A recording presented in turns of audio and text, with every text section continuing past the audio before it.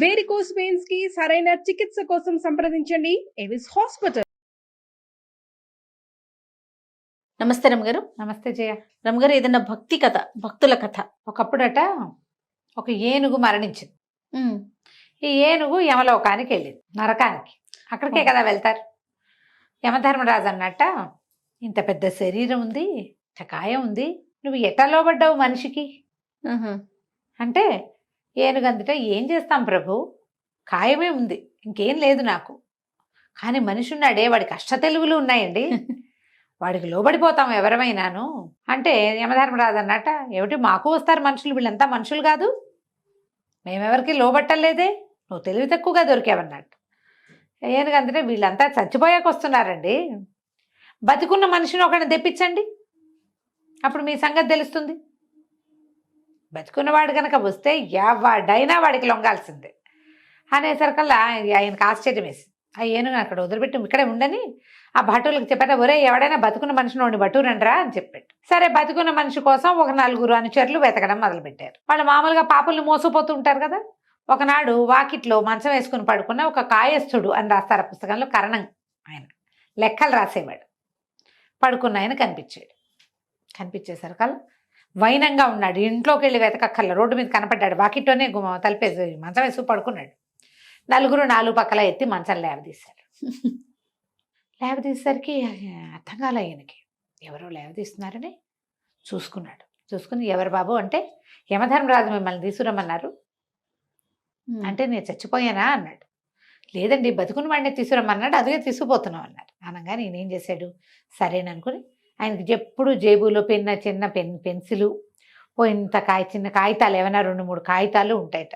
పడుకున్నప్పుడు కూడా ఆ జేబులో ఉంటాయి, చొక్కాతో పడుకున్నాడు. జేబులో నుంచి పేపర్ తీసి అందులో రాశాడు ఏవో 4 వాక్యాలు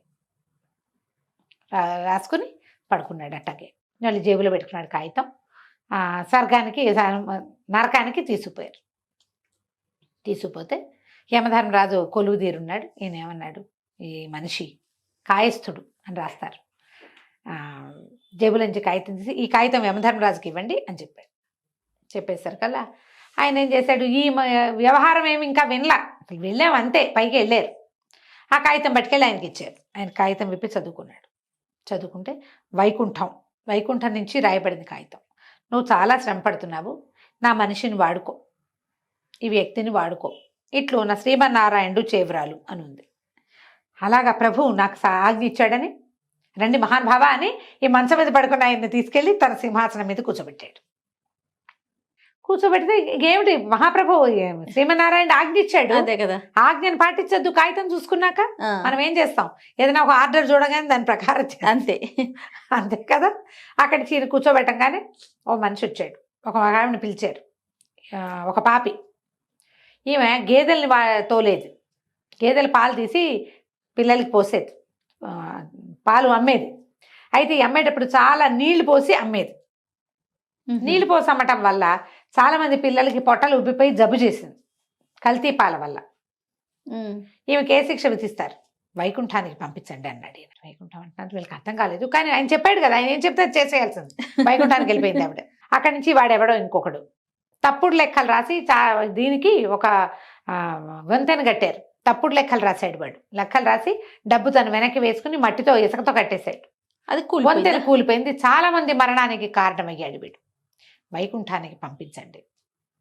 వైకుంఠం ఓకే, అర్థం కావట్లేదు జనాలకి, కానీ చూస్తున్నాడు యమధర్మరాజు. మిగిలిన వాళ్ళకి వీళ్ళకి నరక భటులకి ఏమి అక్కర్లా, ఆయన ఏం చెప్తే అది చేస్తారు. వైకుంఠం వైకుంఠం వైకుంఠం వైకుంఠం, అందరూ వైకుంఠానికి, ఈయన బికమం వేసి కూర్చున్నాడు యమధర్మరాజు. అందరూ వైకుంఠానికి వెళ్ళిపోతున్నారు, ఏమిటి చేయాలి మనం ఇప్పుడని. ఈ లోపల ఏమైంది, వైకుంఠానికి క్యూ పెరిగింది. నరకలోకంలోకి వచ్చే పాపల క్యూ ఎంతుందో వైకుంఠానికి వెళ్ళే క్యూ అంతుంది.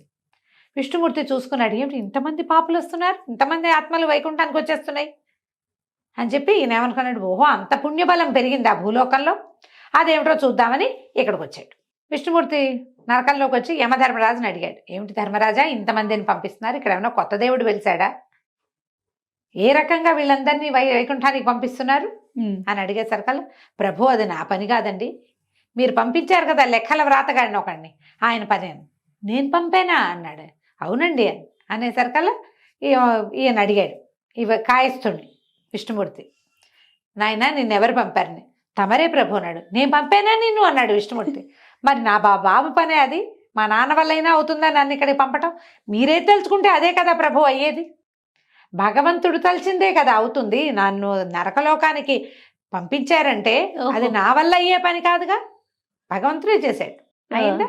అక్కడి నుంచి ఈయన ఆశ్చర్యపోయి ఎలా తెలిసిందంటే ఇగో ఇలాగా. సరే అయితే పొరపాటున వచ్చావు, నువ్వు వెళ్ళిపో అన్నాడు. అదేమిటి? భగవద్గీతలో ఏం చెప్పబడింది? ఎక్కడ నా ధామానికి ఎవడైతే వస్తాడో అక్కడి నుంచి నివృత్తి లేదు, వాడు వెనక్కి వెళ్ళాడని చెప్పావు. భగవద్గీతలో నుంచి ఆ వాక్యం తీసేయండి మీరు. తమరు చెప్పిందే కదా, నన్ను పొందిన వాడు ఇక వాడి వెనక్కి తిరగడు. నేను నిన్ను పొందాను, ఇదిగో నిన్ను పొందిన తర్వాత ఇక నేను వెనకెటా వెళ్తా, వాక్యం తీసేయండి అనగానే గతుకమన్నాడు భగవంతుడు కూడా. ఇప్పుడు స్వర్గం ఈ వైకుంఠం అద్భుతమైందని విన్నారు, అక్కడికి వెళ్ళిన వాళ్ళు ఎవరు వెనక్కి రారు, ఆల్రెడీ జనం వచ్చేసారు, వెళ్ళిపోయారు వాళ్ళంతమంది. వాళ్ళకి నివృత్తి లేదు, నేను నిన్ను ఇప్పుడు పొందాను కదా, దానికి నివృత్తి లేదు. సరే భగవంతుడు అన్నాడు, సరే ఎంత పాపాత్ముడైనా నా వైకుంఠానికి వచ్చాకే తిరుగులేదు, కానీ నువ్వు ఇలాంటి పని ఎందుకు చేసావు? ఇలాంటి పని ఎందుకు చేసావు అంటే, అవును నాకు అధికారం వచ్చింది. మనిషి అంటున్నాడు నాకు అధికారం వచ్చింది, నేను మంచి పనే కదా చెయ్యాలి, వైకుంఠానికి పంపడం కంటే మంచి పని ఇంకొకటి ఉందా లోకంలో? అంతే కదా అనేసరికల్లా ఈయన దేవుడు భగవంతుడు అడిగాడు, యమధర్మరాజా ఇతనికి ఎందుకు ఇచ్చావు సింహాసనాన్ని నువ్వు అని అడిగితే, తమరు రాసిచ్చిన కాగితాన్ని బట్టి ఇచ్చానండి అని. కాగితం నేను రాశానా అన్నాడు. రాసింది ఎవరు? అతనే. అక్కడి నుంచి నువ్వెందుకు రాసావు అని అడిగితే, అవును నాకు ప్రచోదనం, నా లోపల హృదయంలో ఒక పిలుపు వస్తుంది. హృదయంలో ఉన్నాడు భగవంతుడు, హృదయంలో చెప్పబడించి ఉన్న భగవంతుడు చెప్పాడు నాకు. బాగుంది. ఇప్పుడు ప్రాణుల హృదయంలో ఉంటానని వాక్యం చెప్పావు కదా నువ్వు భగవద్గీతలో, ఆ వాక్యం కూడా తీసేయి. నా హృదయంలో ఉన్న నువ్వు ప్రచోదనం కలిగించావు నాకు, వాక్యం రాయి అని. నేను వాక్యం రాసా, ఆయన ఒప్పుకున్నాడు, నన్ను ఎక్కించాడు, నేను పంపిస్తున్నాను. అధికారం ఉన్నవాడు చేయవలసిన పని ఏంటి? మంచి పని చేయాలి, అదే చేశా. ఇప్పుడు ఆ వాక్యం ప్రాణుల మనసుల్లో నేను ఉంటాను అనే వాక్యం ఎట తీసేస్తాడు? అసలు సాధ్యం కాదు కదా. సాధ్యం కాదు. అక్కడి నుంచి ఈ కాగితం నువ్వు తెలుసుకోలేదా, నువ్వెవరివి అంటే మనిషిని నన్ను తీసుకొచ్చారు. ఈయన నిర్ఘాంతపోయాడు. ఒరే వీడు ఎక్కడి నుంచి వచ్చాడురా అంటే, పడుకున్న మనిషిని తీసుకురమన్నారు కదా మీరు, మనిషిని తీసుకురమన్నారు కాబట్టి ఇక మనిషి వచ్చేసాడు పైకి. అప్పుడు ఇంకా భగవంతుడు ఏమన్నాడు, సరే నీకు అవకాశం వచ్చింది, నువ్వు నన్ను చూసావు, నీకు అవకాశం లభించింది, నువ్వు నాతో రా అన్నాడు.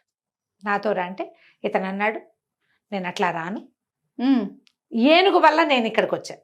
బాగుందిగా పాయింట్, సూపర్. ఏనుగు ఇట్లా చెప్పింది కాబట్టి ఇప్పుడు పాయింట్లో ఏమేమి కలిసినాయి?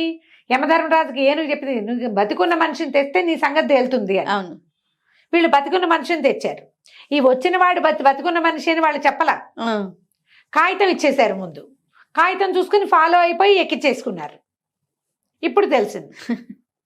ఇప్పుడు భగవంతుని చేరిన వాడు భూలోకానికి వెళ్ళడు, భగవంతుని చేరిపోయాడు ఆల్రెడీ.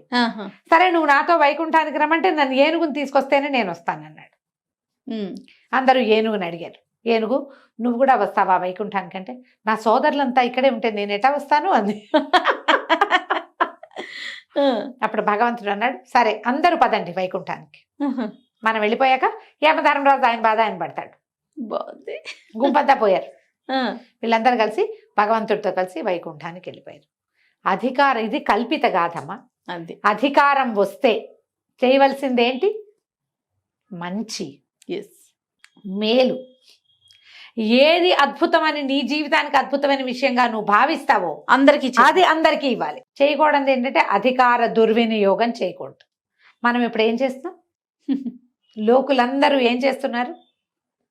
ఈయన వాక్యాలు చెప్పాడు చూడు, హృదయంలో భగవంతుడు ఉంటాడు, అతన్ని విను, అతను నిన్ను అబద్ధం చెప్పమనడు, అతను నిన్ను చంపమనడు, చెడు చేయమనడు, మోసం చేయనడు, కొండేలు చెప్పమనడు. ఏం చేయమంటాడు?